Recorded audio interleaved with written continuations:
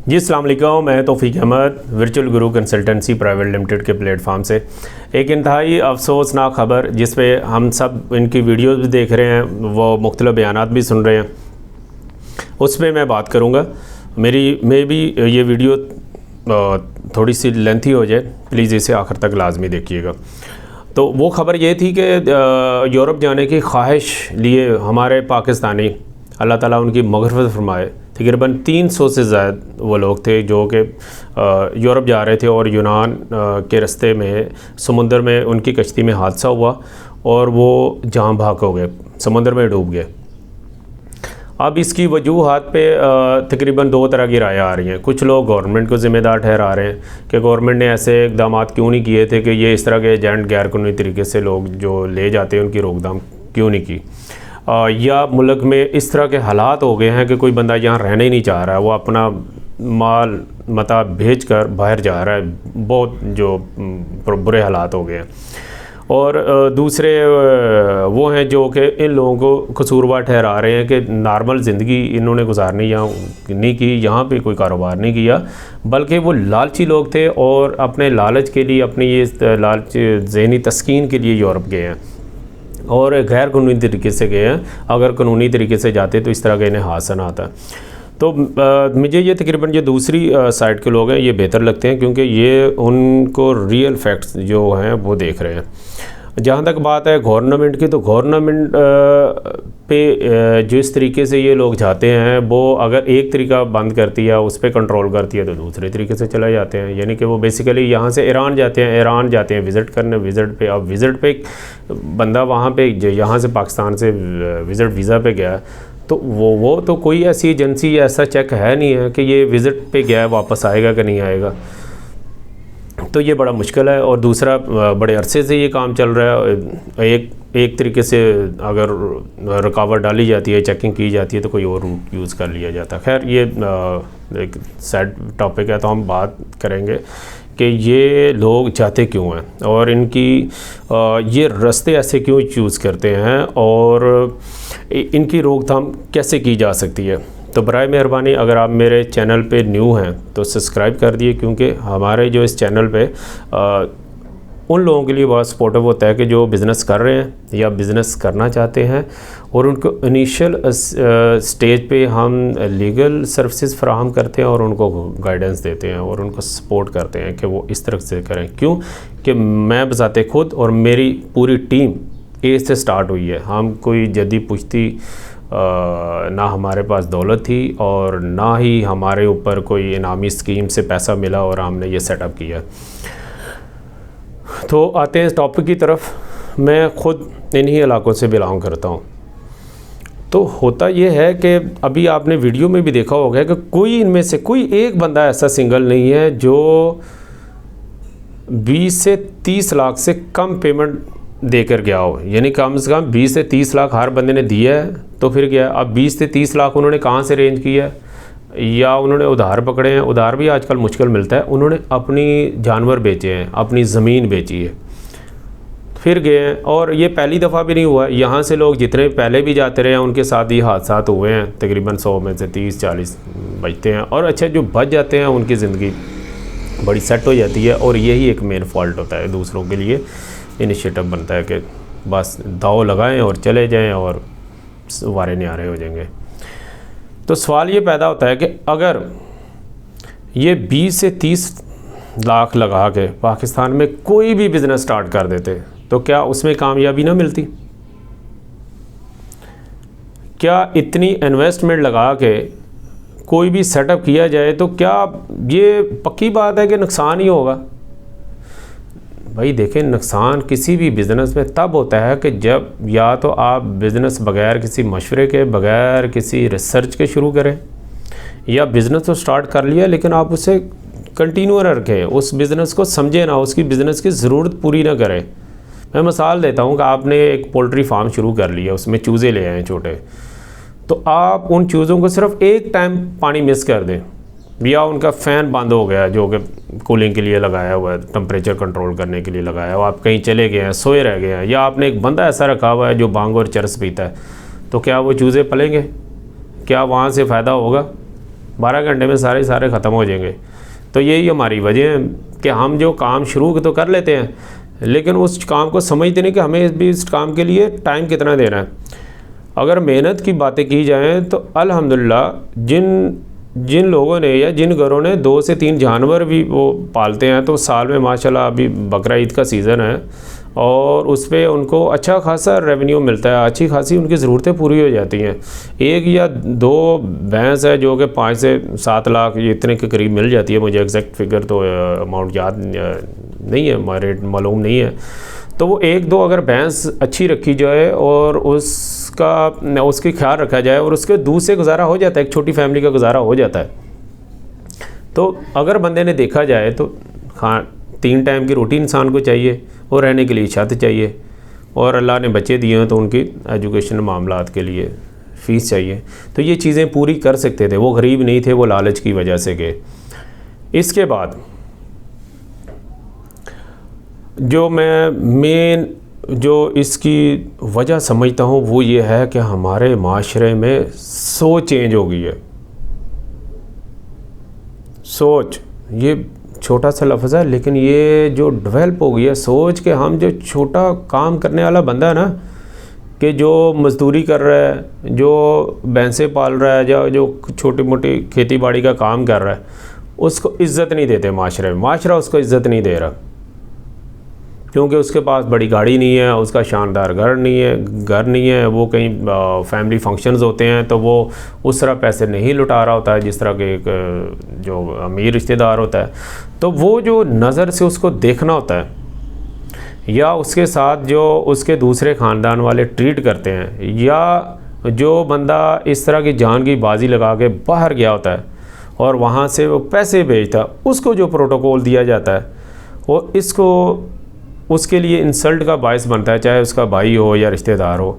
तो वो इस चीज़ को ये तहरीक देता है कि वो भी बाहर जाए जान जोखों पे जाके। मुझे अच्छी तरह याद है, मैं एक लड़के से बात की थी, मेरे जानने वाला था। मैंने उससे कहा कि आप बाहर क्यों जा रहे हो? मुझे पता था कि ना स्किल है ना इतनी एजुकेशन है, ठीक है, और बाहर जाके क्या करेगा। तो उसने एक ही बात की, उसने कहा जी यहाँ ना हमारे माशरे में जो कम कमाई वाला बंदा है, जो जिसकी कमाई कम है ना, आप जितने भी तरीके बता रहे हैं इसमें इतनी कमाई नहीं है, इसमें गुजारा होगा, उसकी इज़्ज़त नहीं है, उसकी कोई इज़्ज़त नहीं करता। तो मैं इसलिए जा रहा हूँ वहाँ के मैंने पैसे कमाने हैं ज़्यादा और इज़्ज़त लेनी है। अब आप मुझे बताएं कि उसका अपना कितना कसूर था और उसके जो माशरे के दूसरे फैमिली मेम्बर से, ज़ाहिर है उसे अलहाम तो नहीं हुआ ना, के करीब से उसने लोगों की बातें और रवैया देखा होगा, तो वहाँ से उसके ये जहन में बात आई। और आप कोई फंक्शंस देखने, इवन अगर आप हमारे जो माशरे में हमारे मजहबी लोगों को देख लें, माशाल्लाह मसाजिद में आजकल फर्निश काम हो रहा है, टाइलें लग रही हैं, एसी लग रहे हैं। छोटे छोटे देहातों में भी चले जाए तो माशाल्लाह काफ़ी फर्निश मस्जिदें मिलेंगी। और वो वहाँ पे भी जो हमारे स्कॉलर्स हैं वो तारीफ़ कर रहे होते हैं, जो क्योंकि ये लोकल कम्युनिटी तो इतनी उनकी सकत नहीं होती कि वो वहाँ पे उनको डोनेशन दे सकें, तो बाहर के लोग दे रहे होते हैं तो उनके ही गुण गा रहे होते हैं। तो ये चीज़ भी इफ़ेक्ट करती है। तो मेरे ख़्याल में शायद आप लोग इससे इख्तलाफ करें, तो हमें इस मौके पर, हमें हर मौके पर हमारे नबी पाक सल्लल्लाहु अलैहि वसल्लम की दी हुई तलीमात को फॉलो करना चाहिए, क्योंकि हमारे नबी पाक सल्लल्लाहु अलैहि वसल्लम ने कोई ऐसी चीज़, कोई ऐसी बात हमारे लिए नहीं छोड़ी। हर मौके पे उनके लिए सबक है कि जब एक गज़वा के लिए इमदाद इकट्ठी की जा रही, गज़वा के लिए माल जमा किया जा रहा, सहाबा इकराम बढ़ चढ़ कर उसमें हिस्सा डाल रहे थे, ठीक है। तो उसमें एक ऐसी सहाबी, गरीब सहाबी थे जिनके पास उस में जो शामिल होने के लिए उसके पास पैसे नहीं थे। उन्होंने रात मज़दूरी की, यहूदी के बाग में मज़दूरी की, तो उस मज़दूरी के इवज़ उसको सिर्फ चंद खजूरें मिली। वो शर्माते हुए या कुछ नबी पाक सल्लल्लाहु अलैहि वसल्लम के पास है कि मेरे पास ये चंद खजूरें हैं, तो ये आप इस माल में शामिल कबूल कर लें। नबी पाक सल्लल्लाहु अलैहि वसल्लम देखे इतने खुश हुए क्योंकि वो जानते थे उनको। उन्होंने कहा कि ये जो चंद खजूरें हैं, ये पूरा जो माल है ढेर लगा हुआ था, ठीक है, लाखों अरबों का आज की मालियत जाए, तो इनके ऊपर डाल दो, क्योंकि इन खजूरों की इतनी बरकत है, इतनी फजीलत है अल्लाह के यहाँ कि ये पूरे माल की इसकी बरकत शामिल हो जाए। तो ये जज्बा है कि जो कम कोई कमाता है, अगर उसकी डोनेशन उसने कम दी है तो उसका अजर उतना ही ज़्यादा है, क्योंकि उसने इतनी एफर्ट ज़्यादा की है, उसका खुलूस उतना ज़्यादा है। तो ये चीज़ें बदकिस्मती से हमने कम कर दी हैं।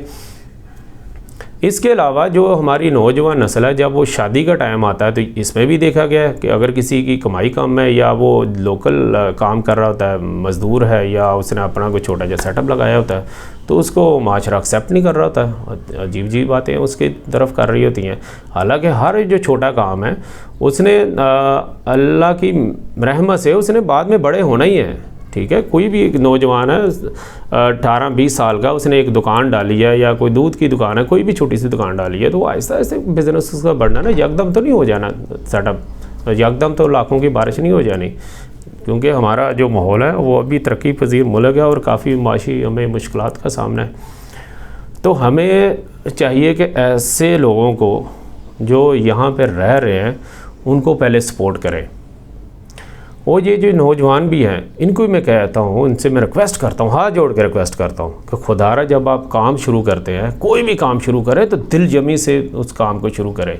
मैं अक्सर जाता हूँ वो ये गन्ने का रस वाली रेहड़ियाँ, ये इसके अलावा जूस वगैरह रोड्स पे जो है ना वो भेज रहे होते हैं और शेड लगाया होता है, जितनी इस्ताद होती है। अच्छा, मज़े की बात है उनके पास अभी सबको पता है कि पानी या जूस है या जो गन्ने का जूस है ये बैठकर पीना चाहिए, सुन्नत है। अब वहाँ पे स्टूल नहीं होता, खड़े होकर पीना पड़ता है।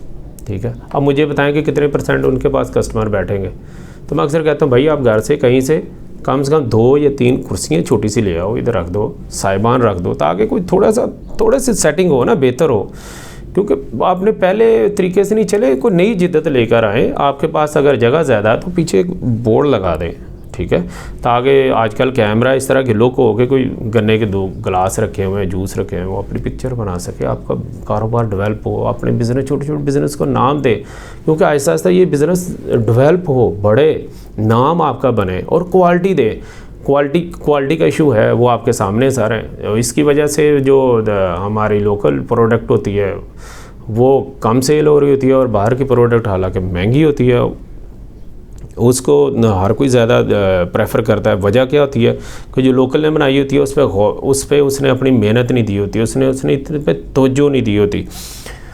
तो ये जिम्मेदारी पड़ती है जो हमारे काम स्टार्ट करते हैं कि उन के ऊपर कि अपनी जो प्रोडक्ट है, अपना जो काम हो, उससे पहले खुलूस नीयत के साथ करें, तब ही जाके उसका फ़ायदा होगा। अगर आप खेती बाड़ी कर रहे हैं तो इतनी मेहनत करें कि अपनी तरफ से कमी ना छोड़ें। बाकी अल्लाह ताला मालिक है, अल्लाह ने वादा किया रिज़्क़ का कि वो आप लैसा लिल इंसान इल्ला मासा।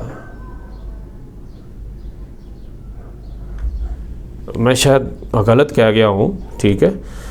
तो ये जो बात है कि जो अल्लाह ताला किसी की मेहनत को ज़ाया नहीं करता, और अगर किसी वजह से मेहनत ज़ाया हो गई है, हादसे का शिकार हो गया, तो उसका भी अजर है, क्योंकि आपने तो मेहनत की है। उसका आपका अगर नुकसान हो गया तो किसी न किसी उसका फ़ायदा भी हुआ होगा। आज फ़ायदा नहीं हुआ, इंशाल्लाह कल फ़ायदा हो जाएगा। तो ये छोटे छोटे पॉइंट को लेकर आगे हमें बढ़ना चाहिए और माशरे में इस तरह का हमें एक माहौल बनाना चाहिए कि कुछ भी हो हम इधर मेहनत करेंगे। और मैं ये भी नहीं कह रहा कि आप बाहर नहीं जाएं, भाई बाहर जाएं, काबिलियत लेके जाएं, अपने पास स्किल लेके जाएं, हुनर लेके जाएं और कानूनी तरीके के साथ जाएं और फ़ख्र के साथ जाएं, ठीक है। और वहाँ से एक अच्छी अर्निंग लें और जब भी आपको ज़रूरत हो, फैमिली फंक्शन हो, वापस भी आ सके। क्योंकि इस तरह गैर कानूनी तरीके से फ़र्ज़ करो आप चले भी जाते हैं 5-5 साल 10 साल आप वापस ही नहीं आ पाते, उस जाने का फ़ायदा क्या? फैमिली से कट है, बीवी बच्चे इधर बैठे, आप राय तक रहे हैं, आपके बल्कि ज़िंदा और मुर्दा होने की खबर नहीं। ये तो शुक्र करें यूरोप का कि वो मोबाइल फ़ोन इस तरह की टेक्नोलॉजी आ गई है कि आप वीडियो कॉल से कम बता रहे होते हैं कि हम ज़िंदा हैं जनाब। और इसके बाद जो मैं एक और बताना चाह रहा था वो ये था कि ये जो है कि आप अगर चूज़ करते हैं कि आपने ये कारोबार स्टार्ट करना है या इसमें फ़ेल हो गए हैं, तो उसको जो है ना बेहतर कैसे किया जाए। उसके लिए ये है कि ये भी फॉल्ट आता है अच्छा, ये मैं बता दूं कि ये हमारे सियालकोट, गुजरात, इसके अलावा गुजरांवाला, पिंडी या कश्मीर, इस साइड के लोग ज़्यादा जा रहे हैं ना। हमारे सिंधी भाई भी हैं, जनूबी पंजाब के लोग भी हैं, वो तो इस तरीक़ों से नहीं जाते। अब आप रियल फैक्ट इन इलाकों में जाके देख लें। सियालकोट में अभी चावल की फसल काश्त होना शुरू हो गई है, और वहाँ पे आपको चावल लगाने वाली जो लेबर है वो आपको लोकल नहीं मिलेगी। वो कहाँ के लोग गए हुए हैं? अंदरूनी सिंध के लोग गए हुए हैं, जनूबी पंजाब के लोग वहाँ पे गए हुए हैं, पूरी फैमिली के साथ गए हुए हैं। वो वहाँ पे काम कर रहे हैं। वो दवान पे महीना डेढ़ ये फसल काश्त करेंगे, फिर वो कटाई के लिए जाएंगे। कटाई के लिए आजकल मशीनें ज़्यादा आ गई हैं, और वो वहाँ से यहाँ से जाके अपने रिज़्क़ हलाल कमा सकते हैं। तो क्या वहाँ का लेबर जो है, मकामी लेबर है, वो वहाँ पे काम नहीं कर सकता? क्योंकि क्या मेंटालिटी बन गई, कोई ये तौहीन बन गई है काम करना, कि फ़लाँ के खेतों में फ़लाँ बंदा काम कर रहा है जी, ये तो ये हो गया, वो हो गया। भाई मेहनत करने में क्या आ रहा है?